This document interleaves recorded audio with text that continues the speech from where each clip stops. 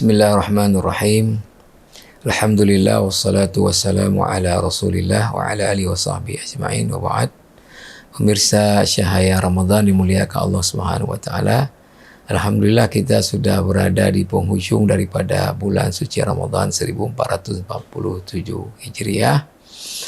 Tentunya kita berharap bahawa apa yang kita kerjakan selama Ramadan ini, semua ibadah kita diterima oleh Allah Subhanahu wa taala.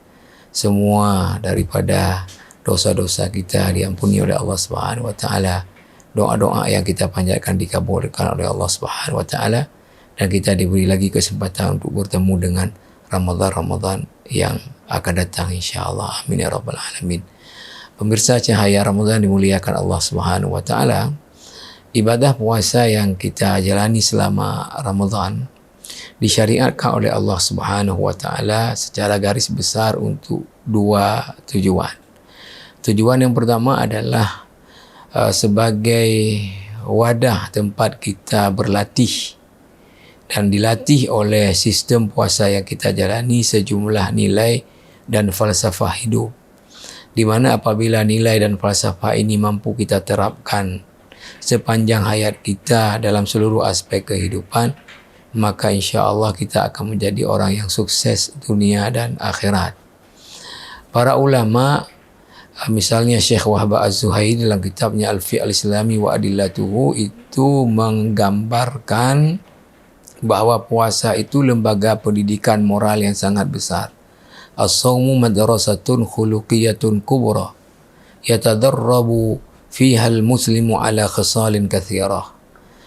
Puasa adalah lembaga pendidikan moral yang paling besar, di mana orang yang puasa, dia belajar melalui puasa yang dia jalani itu sejumlah falsafah dan nilai-nilai dalam kehidupan ini. Dalam kitabnya beliau merinci apa saja yang kita belajar dan diajarkan oleh mekanisme puasa yang kita jalani. Tapi karena waktu kita sampaikan yang paling inti dari seluruh nilai itu, kata beliau adalah apa? Jihadul lin nafsi wa muqawamatul lil ahwa. Puasa mengajarkan kita bagaimana kita bisa bekerja keras dalam hidup ini untuk menundukkan hawa nafsu kita mengikut kepada syariatnya Allah Subhanahu wa taala. Di mana ini dapat kita temukan dalam Ramadan. Ketika di luar Ramadan, 11 bulan di luar bulan Ramadan, makan minum di siang hari adalah perkara mubah, boleh. Tapi ketika masuk Ramadan, Allah buat aturan khusus berlaku di Ramadan, apa? Makan minum tadi dari masuk subuh sampai sebelum waktu maghrib enggak boleh. Maka apa yang terjadi dengan interval waktu yang begitu jauh itu? Kita akan haus, kita lapar. Maka ketika kita haus, apa yang muncul dalam diri kita adalah keinginan untuk kita minum. Kalau lapar, keinginan untuk makan. Kalau kita berturut keinginan minum lalu kita minum, maka kita bermaksiat kepada Allah. Karena Allah melarang kita melakukannya di siang Ramadan. Begitu juga kalau lapar, kita makan, kita melanggar aturan Allah. Maka keinginan minum, keinginan makan ini kita kendalikan. Tidak kita berturut. Kapan kita baru minum, baru makan? Kalau dalam menyalurkannya itu tidak lagi bermaksiat kepada Allah. Sudah maksud waktu boleh, baru kita minum, baru kita makan. Ini dicontohkan dalam kasus makan dan minum. Tetapi yang diinginkan oleh puasa adalah apa?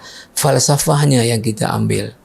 Bahawa bagaimana dalam hidup ini ketika muncul macam-macam dorongan dalam diri kita, suka ini, macam-macam, yang motor penggeraknya adalah nafsu syahwat kita. Bagaimana kalau kita menyalurkannya itu harus bermaksiat kepada Allah dan kita akan diazab di akhirat nantinya? Maka takut kita akan diazab, kita kendalikan dia untuk tidak kita turuti. Inilah yang sebetulnya harus mampu kita terapkan dalam seluruh aspek kehidupan. Di mana kalau ada dorongan syahwat dari dalam diri kita ingin macam-macam, kalau dalam menyalurkannya bermaksiat kepada Allah, kita harus kerja keras untuk tidak menyalurkannya, mengendalikannya. Kapan kita salurkan? Kalau hanya tidak bermaksiat kepada Allah Subhanahu wa taala.